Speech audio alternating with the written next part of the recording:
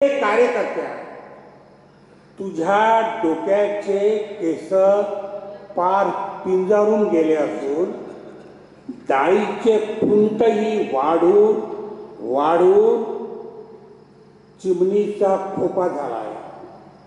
कार्यकर्त्या, तुझ्या डोक्याचे केस पार पिंजारून गेले असून डाळीचे फुंटही वाढून वाढून चिमणीचा खोपा झाला आहे. छातीच्या बरगळ्या बाहेर निघाल्या आहे. पायातील चपला घासून गेल्या आहे. कपडे मळकटून गेले आहे. तरी काखेत शबनम बॅग लटकवून किलकिल्या डोळ्यांनी तू अजूनही शोधतो आहेस या दगडधोंड्यांच्या मुरदाळ प्रदेशात. या दगडधोंड्यांच्या मुरदाळ प्रदेशात तुझ्या मनातली हिरवळ.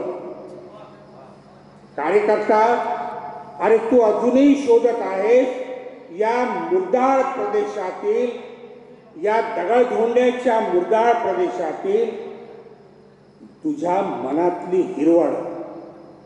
कसं सांगू मित्रा तुला? अरे जे इमान विकत आहेत तेच पंचतारांची सुख भोगत आहेत. अरे जे इमान विकत आहेत तेच पंचतारांची सुख भोगत आहेत आणि तू मात्र अजूनही इमाने इतबारे सतरंजा उचलत आहे. आणि तू मात्र अजूनही इमाने इतबारे सतरंजा उचलत आहेस. मित्रा, सोडून दे आता.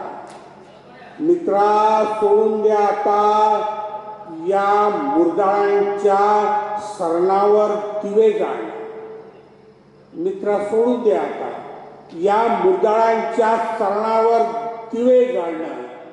अरे काळ शोकावतो आहे. म्हातारी मेल्याचं दुःख कुणालाही होत नसतं अलीकडे. म्हातारी मेल्याचं दुःख कुणालाही होत नसतं अलीकडे. जय हिंद. धन्यवाद सर. यानंतर संजय गोडघाटे सरांना विनंती करतो आपली रचना आपण या ठिकाणी सादर